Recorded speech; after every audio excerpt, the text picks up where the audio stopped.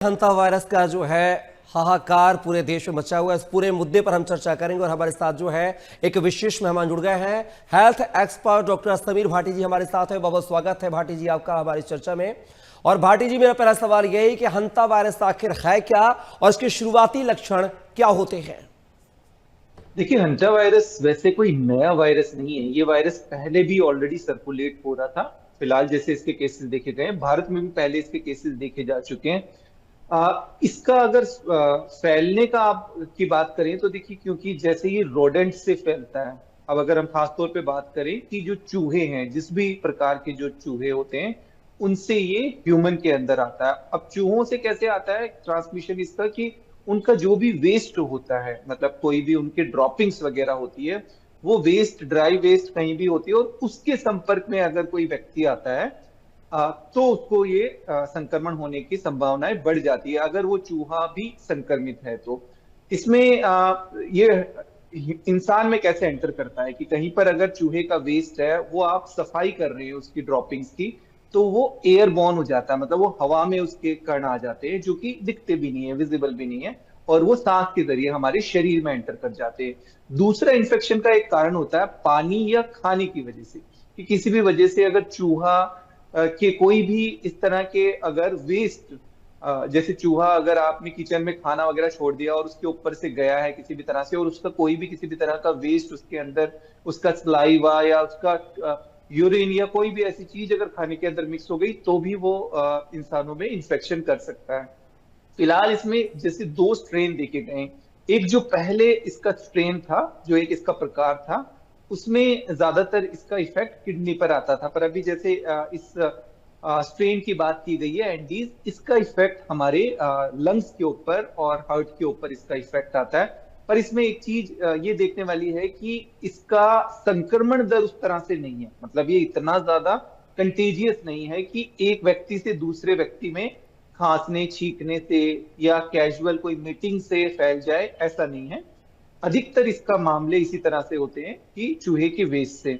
इसके अलावा अगर हम देखें तो इसमें इंक्यूबेशन पीरियड थोड़ा लंबा होता है। इंक्यूबेशन पीरियड मतलब क्या, कि जैसे आप संक्रमित हुए हैं किसी भी तरह से, आपने दूषित खाना खा लिया या आप ऐसी जगह पर गए हैं जहां पर चूहे का वेस्ट था, आपको उसका संक्रमण हुआ, तो आपको लक्षण आने में लंबा समय लगेगा। ऐसा नहीं कि जिस दिन आपको संक्रमण हुआ उसी दिन आपको, महीने से ज्यादा भी लग सकता है लक्षण आने के अंदर।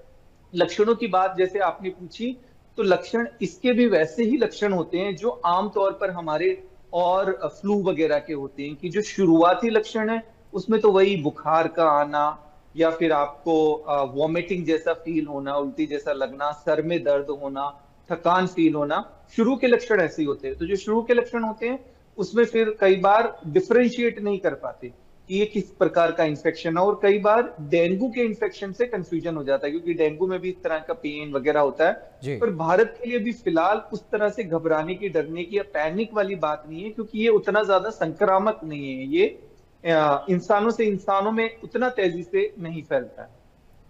अगर भाटी जी इसके प्रिवेंशन की बात कर लिया तो इसके उपाय क्या कुछ होंगे? हाँ, इसके उपाय का देखिए, जो सीडीसी का जो एक क्लीन अप प्रोटोकॉल है, इसमें एक तो सबसे ज्यादा जरूरी कि जैसे आपके घरों में या ऑफिस में या कहीं पर भी जो स्टोर रूम वगैरह या ऐसी जगहें हैं जो काफी समय से बंद है, और वहां पे आपने कुछ ऐसा स्टोर किया हुआ है, तो वहां जब सफाई करने के लिए जाते हैं, क्योंकि वहीं पर ही कई बार अक्सर चूहे या इस तरह के रोडेंट्स होते हैं, तो वो जो सफाई करने के लिए जा रहे हैं, तो उसको सबसे पहले तो करें कि उस रूम को कुछ टाइम के लिए खोल दें, और जहां पर भी आपको लग रहा है कि यहाँ पर ये वेस्ट पड़ा है चूहों का कुछ, तो पहले उसको डिसइंफेक्ट करें। मतलब अच्छे से किसी भी केमिकल से गीला से आपको उसको गीला करके फिर उसको सफाई करनी है। और सफाई करते हुए ध्यान रखें कि मास्क पहन लें, ग्लव्स पहन लें, और सफाई करने के बाद अपने हाथों को ठीक तरीके से आपको धोना है। इसके अलावा जो जहां पर आप स्टोर करते हैं गेहूं वगैरह, ऐसी कोई चीजें, वहां पर भी चूहे अक्सर होते हैं, तो ऐसी जगह की भी सफाई रखते हुए आपको काफी ध्यान रखना है। खास तौर पे किचन वगैरह में देखें तो छोटे चूहे वगैरह ये सब होते हैं, तो किचन में भी खाना वगैरह आपका पूरी तरह से ढका हुआ होना चाहिए। जी। बर्फ वगैरह अगर आइस बाहर की आप लेते हैं, ओपन आइस, तो वो बिल्कुल आपके लिए सेफ नहीं है। घर के अंदर कोई भी होल वगैरह ऐसी कोई चीजें होती है जहां पे आपको लगता है कि रोडेंट चूहा वगैरह ये सब हो सकता है, तो वहां पर जाली वगैरह लग जानी चाहिए। तो एक तो जितना हो सके रोडेंट से अपने घर में प्रोटेक्ट करना है। दूसरा, खास तौर पे ऐसे लोग जो ऐसी जगहों पर रहते हैं जिनका ज्यादा ऐसा एक्सपोजर होता है, मतलब कोई लॉजिस्टिक में या कोई वेयर हाउस वगैरह में काम करते हैं, तो उनको विशेष तौर पर इसके लिए ध्यान रखने की जरूरत है। बाकी जरूरी यही है कि पैनिक होने की जरूरत नहीं है, बट ये जरूर है कि आप अवेयर रहें, सतर्क रहें। और फिलहाल जैसा मैंने आपको बात की कि ये कोई नया वायरस नहीं है, पहले भी इसके भारत के अंदर केसेस देखे जा चुके हैं। भाटी जी, अगर कोई इंसान हंता वायरस से पॉजिटिव होता है तो वो कितने समय तक उसका असर रहता है, और साथ ही इसके इलाज की बात की जाए तो इलाज में इसके क्या कुछ जो है पेशेंट्स को लेना चाहिए, इसका इलाज कहाँ कहाँ पॉसिबल है, संभव है? देखिए, सबसे पहले तो जैसे लक्षणों से कई बार कोई डिफरेंशिएट नहीं कर सकता कि भाई फर्क कई बार करना मुश्किल हो जाता है कि ये आपको हंटा वायरस का संक्रमण हुआ है, ये दूसरा नॉर्मल आपको फ्लू है।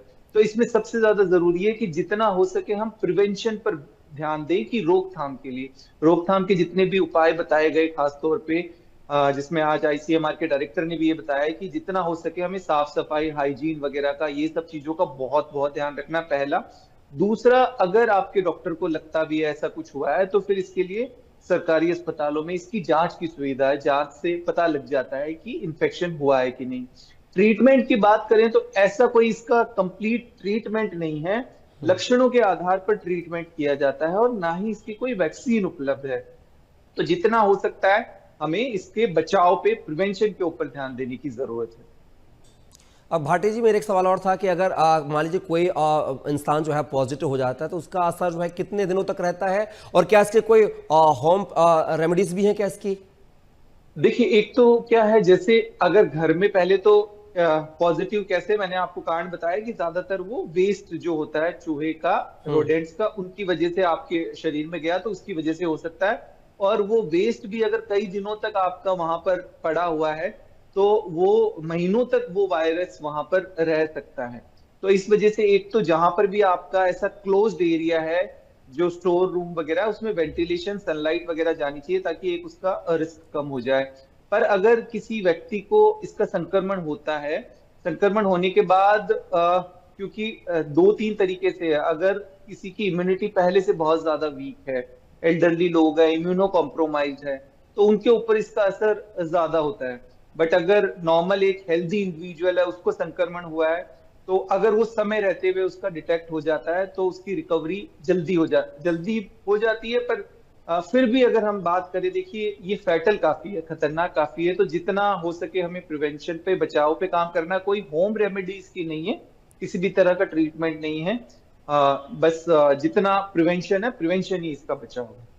भाटी जी, आपने कहा कि अगर हंता वायरस से कोई पॉजिटिव है तो वो एक इंसान से दूसरे इंसान में वायरस नहीं पहुंचता है, फिर भी अगर पेशेंट कोई पॉजिटिव है तो वो क्या कुछ प्रिकॉशंस उपयोग करे ताकि दूसरे लोग जो है उससे बच सके, वायरस से, हंता वायरस से?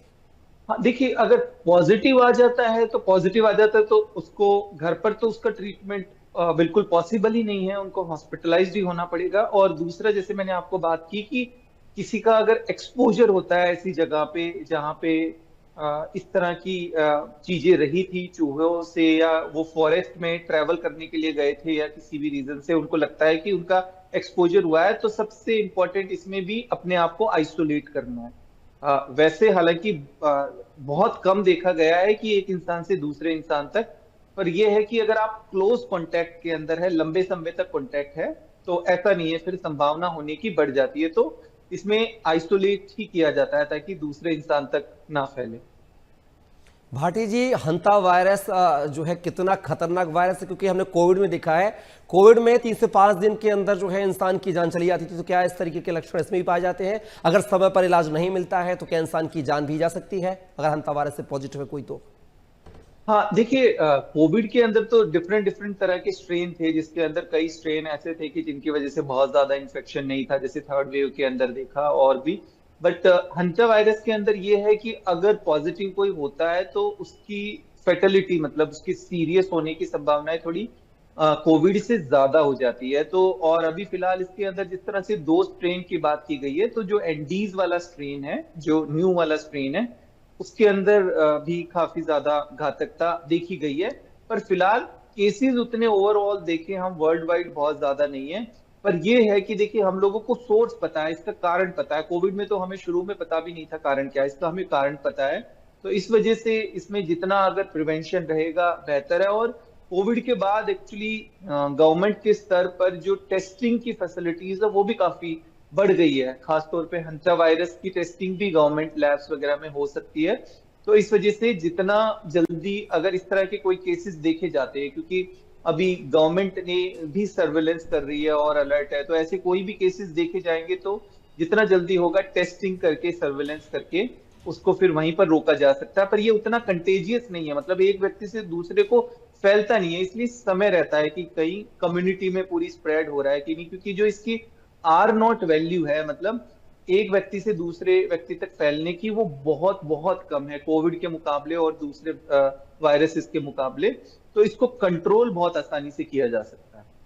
भाटी जी, एक सवाल और, अगर हमारे मान लीजिए कोई दर्शक हमारे जो है उनके मन में क्वेरी हो सकती है कि अगर कोई किसी को शंका है कि हाँ वो बीमार है, उसके अंदर जो है हंता वायरस के लक्षण हो सकते हैं, तो वो पेशेंट कहाँ कहाँ जाके अपना चेकअप करा सकता है, टेस्ट करवा सकता है, कहाँ पर इलाज ले सकता है? देखिए अभी प्राइवेट अस्पतालों में तो इसकी टेस्टिंग की सुविधा उपलब्ध नहीं है, पर गवर्नमेंट हॉस्पिटल्स के अंदर इसकी टेस्टिंग की सुविधाएं उपलब्ध है। तो वो किसी भी अपने गवर्नमेंट हॉस्पिटल में जा सकता है। पर इसमें यही देखा जाता है कि पहले अगर उस एरिया के अंदर इस तरह के संक्रमण के कोई केसेस देखे गए हैं, या वो व्यक्ति किसी इस तरह के व्यक्ति के संपर्क में आया है, जैसे अगर वो क्रूज की बात करें तो वहां पर वो उतने सारे पैसेंजर्स जो भी थे, उन पैसेंजर्स को आइसोलेट किया गया है, उनको ट्रेस किया गया है और उनकी टेस्टिंग की गई है। तो ये जरूरी है कि आपकी कोई ऐसी हिस्ट्री है जहां पर आपको ऐसा संक्रमण हुआ है कि नहीं। पर फिलहाल इसकी टेस्टिंग की सुविधा गवर्नमेंट अस्पतालों के अंदर उपलब्ध है। पर हाँ, यहाँ पर पैनिक करने की जरूरत नहीं है, क्योंकि जो लक्षणों की बात हम कर रहे हैं उस तरह के लक्षण और भी कई बार कॉमन इंफेक्शंस में, टाइफाइड में, वायरल इंफेक्शन वगैरह में होते हैं। तो इस वजह से पैनिक किसी को भी नहीं करना। बट इंपॉर्टेंट ये है कि अगर ऐसे कोई भी लक्षण होते हैं तो अपने डॉक्टर से आपको जरूर संपर्क करना है। बिल्कुल भाटी जी, आई होप हमारे दर्शकों को जो है हंता वायरस से संबंधित जानकारी जो आपके द्वारा दी गई है वो काफ़ी जो है लाभदायक होगी आने वाले समय में। और इस चर्चा में हिस्सा लेने के लिए आपका भाटी जी बहुत बहुत शुक्रिया, धन्यवाद। तो ये थे हमारे साथ जो है समीर भाटी जी, जो कि हेल्थ एक्सपर्ट थे, जानकारी साझा कर रहे थे। आई होप कि हंता वायरस को लेकर एवं न्यूज़ ने एक जो है जनता को, दर्शकों को जागरूक करने की एक मुहिम छेड़ी और मुहिम जो है कहीं ना कहीं रंग लाएगी।